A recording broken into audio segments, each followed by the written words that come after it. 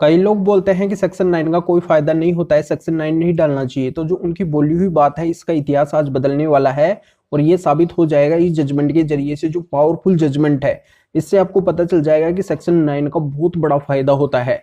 जो सबसे बड़ी प्रॉब्लम आती है पतियों को मेंटेनेंस को लेके, तो वो मेंटेनेंस है जो जीरो होने वाला है, जो इस जजमेंट के अंदर हुआ है सेक्शन 9 के जरिए से। तो बहुत इंपॉर्टेंट जजमेंट है, ऐसी जानकारी आपको बार बार मिलती नहीं है और बहुत ही इंपॉर्टेंट जजमेंट है, तो इसका फायदा आपको जरूर उठाना है। तो पूरा वीडियो बिल्कुल अंत तक देखना है, कहीं से भी स्किप नहीं करना है। और पहले इस वीडियो को लाइक कर दीजिए, लाइक का बटन है, 1 सेकंड का टाइम लगेगा, पहले लाइक कीजिए और वीडियो को देखने के बाद में शेयर भी करना है। और इस चैनल को सब्सक्राइब नहीं किया है तो सब्सक्राइब करके बेल आइकन को भी दबा दीजिए। तो चलिए शुरू करते हैं।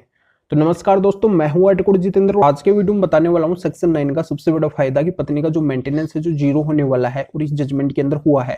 और यहाँ पे आपको ये करना होगा, इस वीडियो को पूरा देखना होगा। अगर आपका मामला है जो इस जजमेंट से मिलता हुआ है, जो मैं इस वीडियो के अंदर बताने वाला हूँ, तो बिल्कुल आपको मेंटेनेंस केस में 100% फायदा मिलने वाला है। तो इस भ्रम के अंदर आपको नहीं रहना है कि सेक्शन 9 का कोई फायदा नहीं होता है। बिल्कुल फायदा होता है, 100% फायदा होता है। पर यहाँ पे आपको मामले को जानना है। तो मामला देखो इस तरीके से है कि दो कपल की शादी होती है। शादी के कुछ दिन के बाद में उनके एक बच्ची होती है और बच्ची होने के कुछ दिन के बाद में जो वाइफ है वो हस्बैंड को छोड़कर मायके चली जाती है। अब यहाँ पे हस्बैंड के द्वारा उस वाइफ को लाने के लिए तमाम कोशिश की जाती है, अपने जरिए से जो भी रास्ते हैं हस्बैंड के द्वारा अपनाए जाते हैं, पर वो वाइफ है जो वापस नहीं आती है। तो यहाँ पे हस्बैंड के द्वारा नोटिस भेजा जाता है, पर यहाँ पे वाइफ है जो नोटिस का जवाब भी नहीं देती है, वो आती नहीं है। तो यहाँ पे अंत में हस्बैंड के द्वारा है फिर सेक्शन 9 फाइल किया जाता है। अब यहाँ पे सेक्शन 9 का जो प्रोसीजर चलता है उनमें तमाम बातें देखी जाती है और यहाँ पे सेक्शन 9 की डिग्री है जो हस्बैंड के फेवर में आ जाती है। हस्बैंड को है जो सेक्शन 9 की डिग्री मिल जाती है।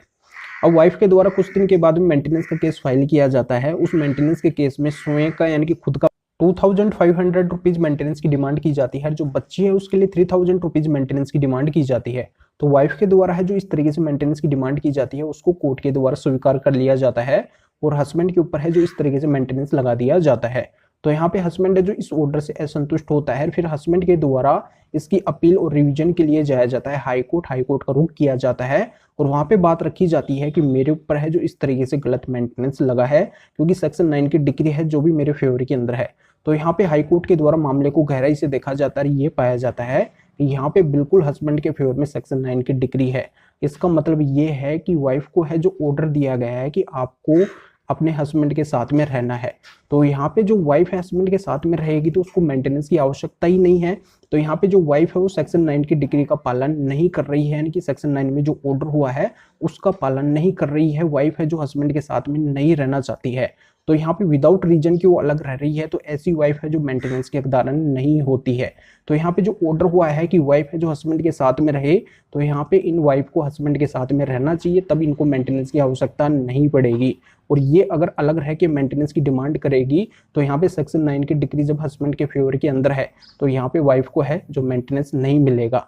तो यहाँ पे वाइफ का जो मेंटेनेंस लगा था उसको है जो हाई कोर्ट के द्वारा जीरो कर दिया जाता है कि यहाँ पे जो वाइफ है जो मेंटेनेंस की हकदार नहीं है क्योंकि सेक्शन 9 की डिग्री है जो हस्बैंड के फेवर के अंदर है। ये जानकारी यहाँ पे समझ में आ गई होगी। तो इस तरीके से है जो हस्बैंड को फायदा मिला मेंटेनेंस केस के अंदर और वाइफ का जो मेंटेनेंस है उसको जीरो कर दिया गया।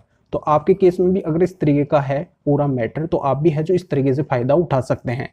तो इस जजमेंट का लिंक इस वीडियो के डिस्क्रिप्शन में दिया गया है, वहां पे आप क्लिक करके इसको अच्छी तरह से रीड करके अगर आपके केस से मिलता हुआ है तो इस जजमेंट को यूज करके फायदा उठा सकते हैं। तो फिर आगे मिलेंगे आपसे न्यू वीडियो नए टॉपिक के साथ में। आप सभी का बहुत बहुत धन्यवाद।